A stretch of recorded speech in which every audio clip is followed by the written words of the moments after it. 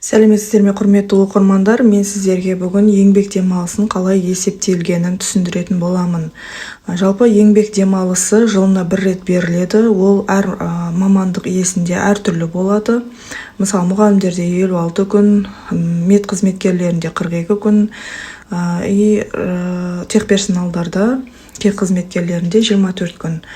Жалпы бұл еңбек демалысының формуласы ол бірінші еңбек демалысыңыздың бір күнін не қанша төленетінін анықтап алудан басталады.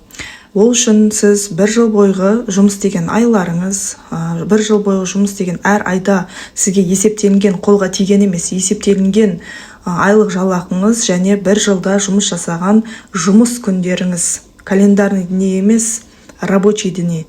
Осылардың барлығы теріп алынады. Одан кейін, егер сіз өзіңіз тексеріп шықпақшы болсаңыз, мысалы, рабочий күндеріңізді бірінші осылай Google-ға жазып, рабочий дня 2025-2026, яғни бір жыл дегенде біз 2026-ның өткен шыққан сіздің еңбек демалысыңыздан бері қарай есептейміз, осы еңбек демалысына шығатынға дейін. Сол жерде әр айыңыздағы рабочий күндеріңіз дұрыс па, соны тексеріп алуыңыз керек. Ол үшін баланс рабочего времени осылай Google-ға жазып, әр айдағы сіздер мемлекеттік мекемелер пятидневка болып есептеледі. Пятидневкадағы рабочий күндерді қарайсыз және таблицадағы рабочий күндермен салыстырасыз. Ол жерде больничныйдың күні, яғни еңбекке жарамсыз болған күндер және сұранған без содержания күндері де ақшаларда алынып тасталады. Олар отпускіге кірмейді. Өйткені бұл жерде тек қана жұмыс жасаған күндер мен ақшалар ғана жазылады. Дәл осылай әр күндерді осылай салыстырып анықтап аламыз. Одан кейін бір жылдағы сізге есептелген бүкіл айлықты қосып аламыз және бір жылдағы бүкіл жұмыс күндерін қосып аламыз. Мысал ретінде осы таблицадағы суммаларды алатын болсақ, бұл жерде жалпы есептелінген бір жылдық 4.786. Осыны қойып аламыз. Одан кейін астына барлық жұмыс күндерінің қосылған нәтижесін қойып аламыз. Ол 205 күн болып тұр бізде. Енді осы начисленный сумманы бөлеміз рабочий күнге. Сол жерде шыққан сан біздің отпускымыздың бір күніне төленетін ақша, яғни орташа айлық жалақы деп айтылады. Орташа жалақыны шығарып аламыз. Осы арқылы біз еңбек демалысымыздың күндеріне көбейтіп есептейміз. Бұл біздің бір күнге есептелетін еңбек демалысы қаржысы, яғни 23.350 мұнда.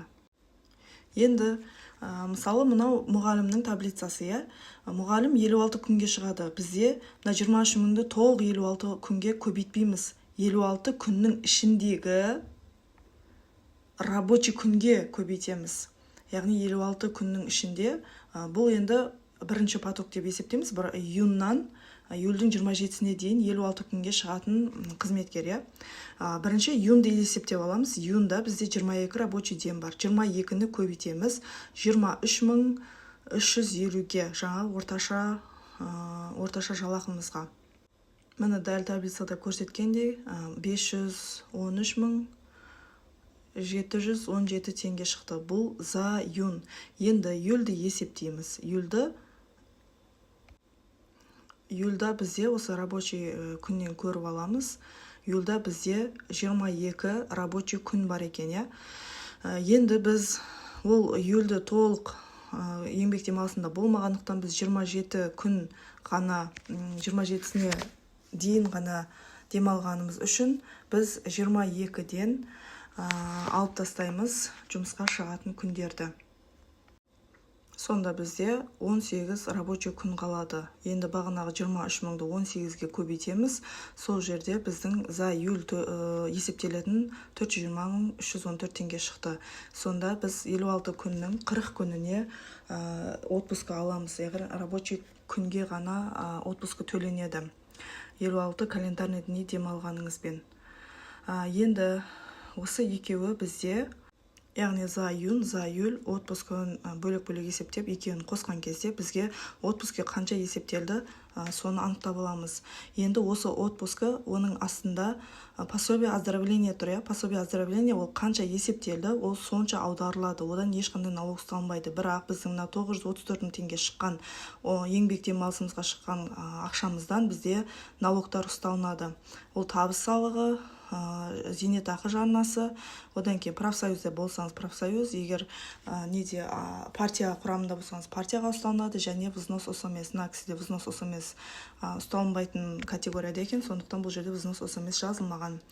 Енді осы 934 мыңнан жалпы бізге есептелген 1.185 жаңа пособие оздоровленияның бәрін қосқан кезде, осыдан біз есептелінген налогтарды, яғни 173 мың 329 теңгені алып тастаймыз. Сол кезде біздің қолымызға тиетін сумма шығады.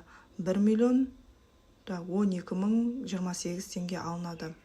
Яғни 1.185 жалпы есептелгені, ұсталған налог 173 мың теңге. Одан кейін жаңағы екеуін алып тастаған кезде біздің таза қолымызға тиетін шығады.